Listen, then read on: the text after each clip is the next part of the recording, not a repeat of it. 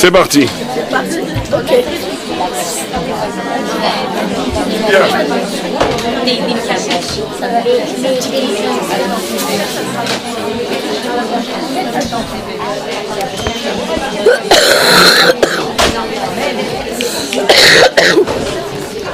Eh oh oh oh.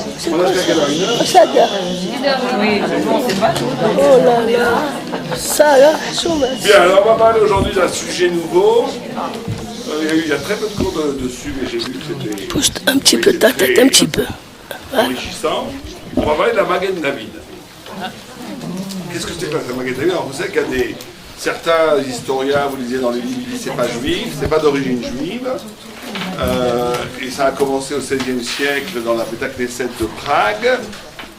Et après c'est devenu le symbole des juifs. Mais bon, c'est complètement faux, puisqu'on a trouvé au IIe siècle de notre ère, donc il y a déjà 1800 ans, une synagogue avec une Magen David devant. Donc on voit que c'est bien plus ancien que ce que disent les historiens.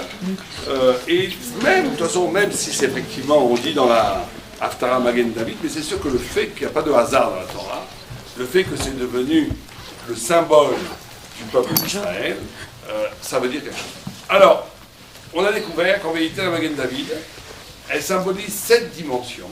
7 dimensions. Et principalement du temps, du Zman, du temps, et qui implique, bien entendu, des façons d'exister, ce qu'on appelle des tikkun amidot, du travail sur soi-même. On rappelle que le cours est les Louis Nishmat, Juliette Bat, Allegri, et René Bat, Zouarik. Donc on reprend l'histoire. Vous avez avant tout, vous savez que vous avez la base, la Magen David, c'est pour ça que j'ai pris une feuille, c'est 2 triangles, et un triangle inversé sur un triangle, d'accord? Ça c'est la Magen David, vous avez un premier triangle, droit, et un triangle inversé de l'autre côté. Donc on a la base ici, qui est le premier axe du temps, qui est le temps qui s'appelle le temps du Bereshit. Vous savez que la première chose que Dieu a créée d'après le Gaon du Vilna, c'est le temps. Le temps, c'est pas quelque chose qui est consécutif à l'espace, qui est quelque chose parce qu'il y a de l'espace, qu'il y a du mouvement, il y a du temps, mais c'est le parchemin temporel que Dieu a créé, dans lequel va s'engouffrer toute l'histoire du cosmos. La première chose que Dieu crée, c'est le temps. S'il n'y avait pas de temps, il n'y aurait pas de possibilité de la vie, de l'être. C'est ce qu'on appelle le temps basique, le temps universel, le temps de Bereshit, qui est un temps commun aux Juifs, aux Goy, à tout le monde, aux animaux, à tout le monde. Simplement, ce temps-là se structure en 3 très grands moments, d'après nos sages, qui s'appellent création, Dieu crée le monde, il crée le temps comme le Réchit, comme le début de la création du monde. À l'intérieur de ce temps, il y a une révélation, Mont Sinaï. Au Mont Sinaï, il y a révélation. Et après, il y a le Mashiach, qui s'appelle rédemption. En français, on pourrait dire ces 3 grands moments, qui s'appellent création, Bria, révélation, Gilouï, rédemption, Géoula.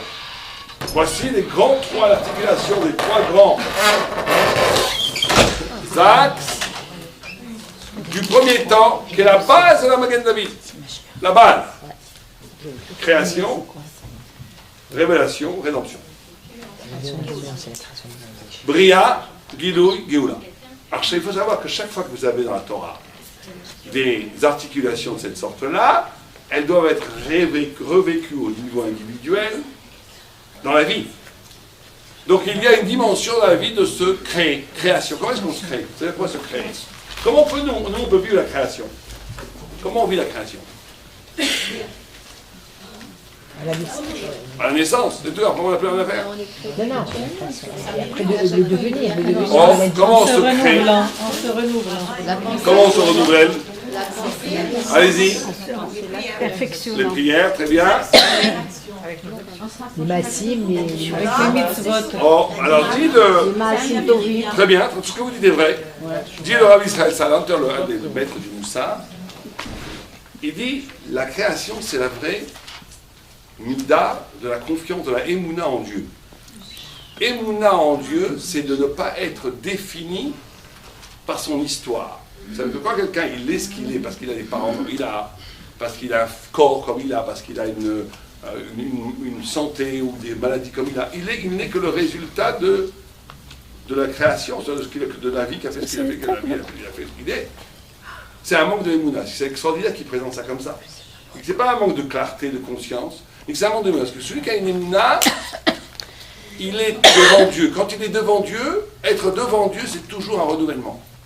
Quand tu es devant Dieu, tu n'es pas défini. Vous savez que David Améler, son père, pourquoi il a envoyé garder les troupeaux? Parce que son père